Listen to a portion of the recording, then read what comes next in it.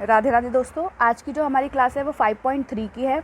इसका जो first question है वो दिया है, what could be the possible ones digit of the square root of each of the following in the number.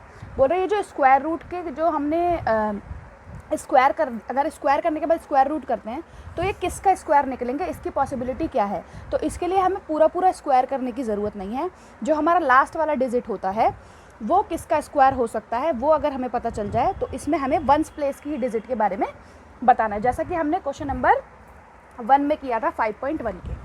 तो हम क्या करेंगे, इसकी जो वंस प्लेस है वो क्या है, 1 है। तो 1 किसी का भी स्क्वायर कब होगा, या तो 1 का स्क्वायर होगा तो 1 होगा, और या फिर 9 का स्क्वायर होगा तो वंस प्लेस पे 1 होगा। ठीक है, दो ही पॉसिबिलिटी है। तो लिखेंगे possible if a number has 1 और 9 इन the ones place then its square end in 1। ठीक है, सेकंड क्वेश्चन दिया है, इसके लास्ट डिजिट में 6 दिया हुआ है।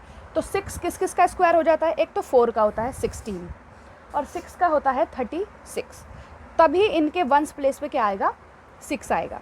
तो क्या लिखेंगे, possible if a number has 4 और 6 इन the ones place then it's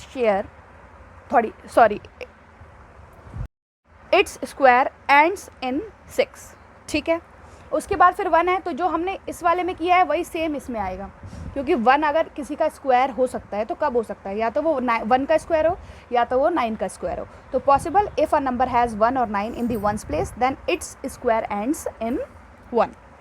उसके बाद लास्ट क्वेश्चन है, इसका एंड क्या हो रहा है, 5 पर। तो 5 किसके स्क्वायर में आता है, सिर्फ 5 के स्क्वायर में। अगर हम 5 का स्क्वायर करते हैं तभी हमारा जो यूनिट प्लेस है वो 5 आएगा। तो इसमें लिखेंगे possible if a number has 5 in the ones place then it square ends in 5। तो ये हमारा फर्स्ट क्वेश्चन है, आप स्क्रीनशॉट ले सकते हैं। इसके बाद हम सेकंड क्वेश्चन करते हैं। सेकंड क्वेश्चन है, without doing any calculation find the number which are surely not perfect square. अब मैंने आपको क्या पढ़ाया था, तो मैंने आपको क्या पढ़ाया था कि जब भी हम स्क्वायर करते हैं तो स्क्वायर हमारे क्या क्या नहीं हो सकते। मतलब अगर यूनिट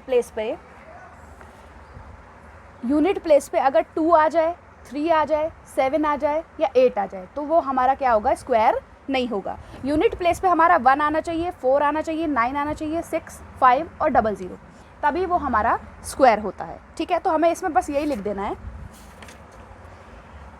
ये जो इसमें 4 क्वेश्चन दिए उसमें से जो 3 हैं वो हमारे परफेक्ट स्क्वायर नहीं है। तो लिखेंगे नंबर लिख देंगे, फिर लिखेंगे are not perfect square because a number whose ones digit is 2, 3, 7 और 8 can never be a perfect square.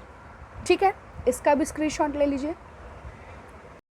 Question number 3, find the square root of 100 and 169 by the method of repeated subtraction. अब ये method क्या होता है, हमें जो number दिए हुए हैं 100 और 169, अब इसमें रिपीटेड सब्सट्रैक्शन वाला मेथड हमें यूज़ करना है।